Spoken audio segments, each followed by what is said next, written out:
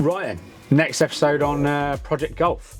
Bit of a catch-up episode really, because we haven't been doing any sort of like particular, here's a project that we're doing on it, or or a part of it. It's now just starting to gradually fit the bits in, and obviously as we add ideas, we've then got to do that. So for instance, LED lighting that James talked about last week. Owen started running all of that in, so that just kind of takes time because it's fiddly, and as we found, because of the style of the grommet plugs and everything for the doors, they're quite full, and we've got quite thick cables with big old plugs on the end, so it's fun getting all that in. So it just takes time basically, and as he also found, we had to take the outer skins of the doors off again. So doors have been fully apart again, but it's one of those things, you got to do what you got to do, and then you've got to try and fit it in wherever you can.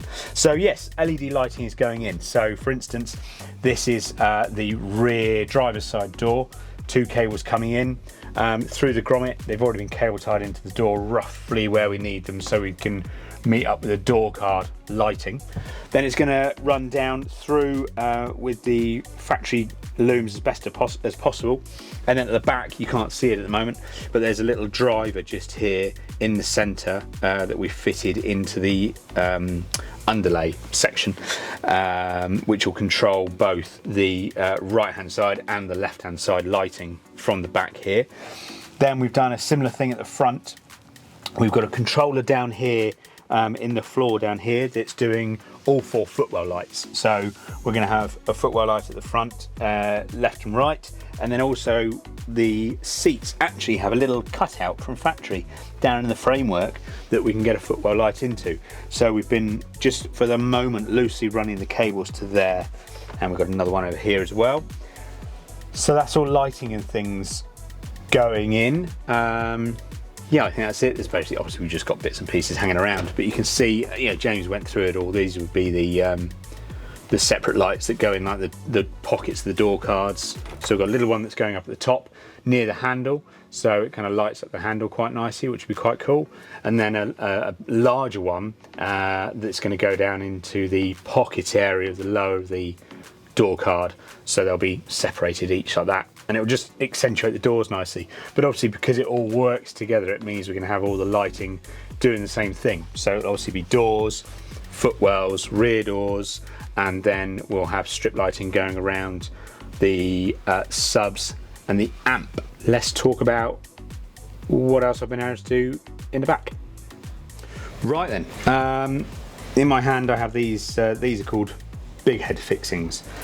So it's just a threaded rod that has a little base plate, lots of holes in, so it can be fixed down, screwed down, glued down, whatever you're going to do with it. And then obviously it means that something could be slid over it and then bolted on, so it's then fixed in place.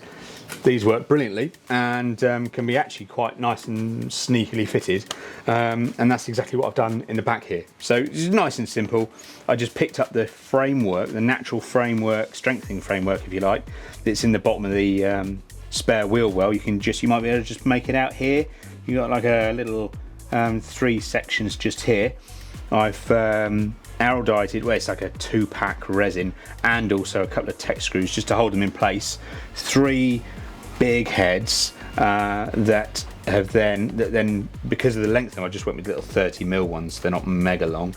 It just means that now I can slide over the unit I've built for the subs and the amp, and it can all just be now bolted down with some little M6 nuts and some decent penny-sized washers, like this. There's a decent penny-sized washer, so it pulls it right down, M6 nut on it, and it now means that once it's bolted in, I've already tested it, I can actually lift up the back of the car with it. So that means the unit's not going to be moving around when we're driving, but also it means that when we really give it a cranking up, it's not going to vibrate, it's not going to rattle, because we don't want that. We want it to be solidly mounted. So that's what I've done. It's nice and simple, it's nice and easy, and because I was able to pick up on these raised sections, it means I haven't got any screws going through the bottom of the car. So yeah, they're good. So let's go and have a look at the unit, because I think you'll agree it's looking pretty swish.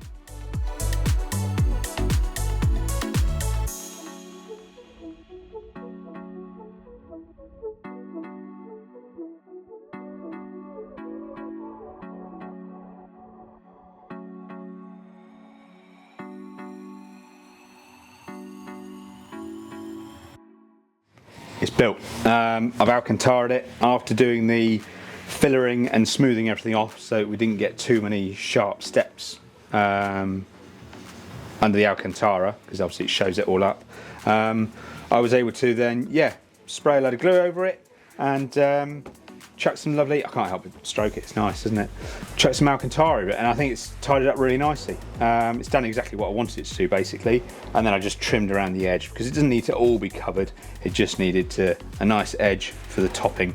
Because remember, when the floor's in, and we've got just the hole that's tight around the amp, and then just that kind of trapezium-y sort of shape that I'm having over the subs, we're actually really only going to see the central bit. But it's nice that, you know, if you ever take the floor off, we can see the whole thing is fully completed. Only other thing I did was I added some threaded inserts for the amp as well. So the same ones I did in the subs, so that they're removable. You know, we don't lose any sort of pressure from the wood being chewed up and not holding properly. Also figured I'd do the same for the amp. So I just drilled my own new holes in the base plates, chucked in some M6, I think they are, M6 threaded nut inserts. So, you know, as you can probably guess, that's just going to wind in there. And it just means that if we ever need to, the amp can be removed and we're not just chewing up all the wood and stuff then, you know, becomes loose and rattles. But yeah, let's chuck it in the car so you can see what it looks like. You can see where the big heads come through and how it then bolts down. Yeah, let's go chuck it in. So yeah, it goes in as you've seen previously, but at least now it's bolted in, so I can grab the amp section and it's, yeah, I can move the car. Just bolted in nicely. So once I put the other sub in, obviously not going to bolt it in because there's no point at the moment, but I think you'll agree the Alcantara contrasts really nicely with the subs. It's going to look dead smart when you can see that very small section you'll be able to see. But yeah, so as I said, apart from just wiring it up now, which is obviously what we've got, everything, we're organising everything down the sides here so that we can then drop it into the amp. It's essentially, this is built now. It's kind of ready to go.